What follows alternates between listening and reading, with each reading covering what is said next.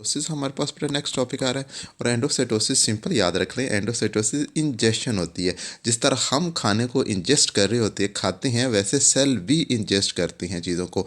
किन चीज़ों को इंजेस्ट करती हैं? बल्कि मटेरियल्स, वो वाले मटेरियल जिनका साइज़ बड़ा है, ठीक है। और कैसे इंजेस्ट करते हैं? In folding of the cell membrane, अपनी सेल मेम्ब्रेन को अंदर की तरफ इनफोल्ड करके वो भी बड़े पार्टिकल जो होते हैं ना, उनको इंजेस्ट करते हैं। इस प्रोसेस को हम कहते हैं एंडोसाइटोसिस, ठीक है।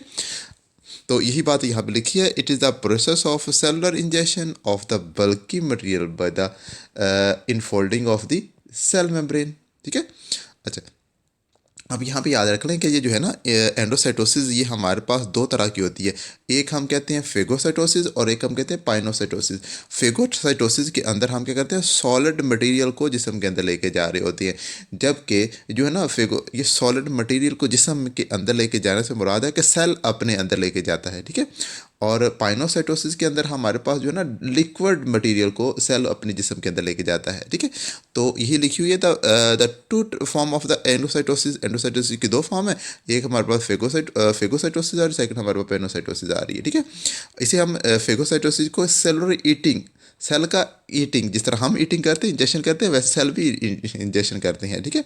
और पाइनोसाइटोसिस में आई है सेलुलर ड्रिंकिंग, जिस तरह हम पानी पीते हैं या कोई लिक्विड पीते हैं, वैसे सेल भी लिक्विड पीते हैं, ठीक है जी। उसे हम पाइनोसाइटोसिस कहते हैं। अच्छा, अब आ जाए in phagocytosis cell take in कौन सी चीज़? Solid material, while pinocytosis the cell take in liquid form of the droplets, ठीक है।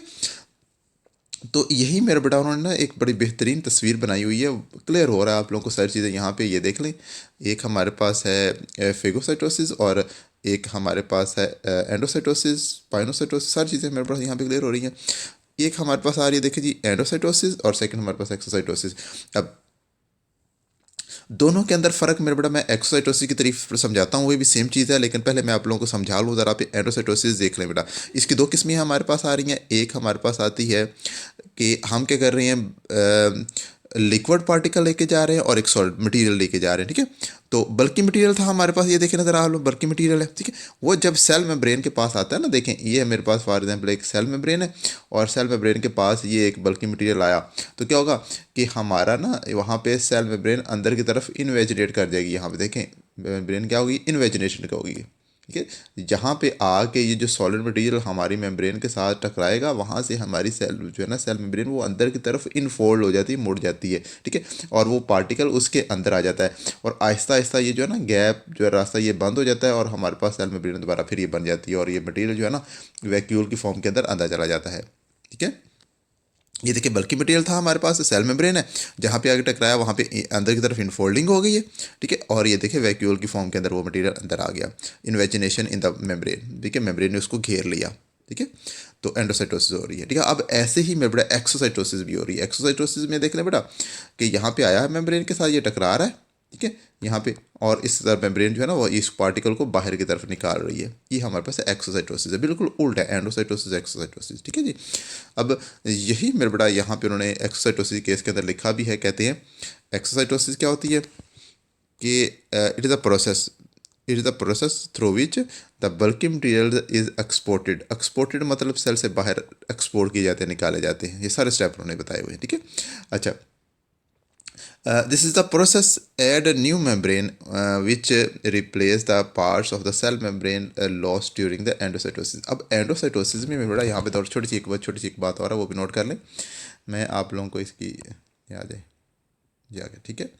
हाँ जी, हमारे पास हुआ क्या था कि यहाँ पे आए कि हमारे पास ये देखें सेल मेम्ब्रेन यहाँ पे का कुछ पार्ट ना यहाँ पे यूज़ हुआ है। यहाँ पे आए कि ये देखें हमारे पास ये जो ना पार्टिकल है, ये इसके बाहर कोई मेम्ब्रेन नहीं है, लेकिन अब ये सेल के अंदर आ चुका है, तो उसके बाहर ये वाली मेम्ब्रेन, सारी मेम्ब्रेन आ चुकी है। ये जो डबल कर रहा हूँ मैं, ये मेम्ब्रेन है। ये मेम्ब्रेन कहाँ से आई है?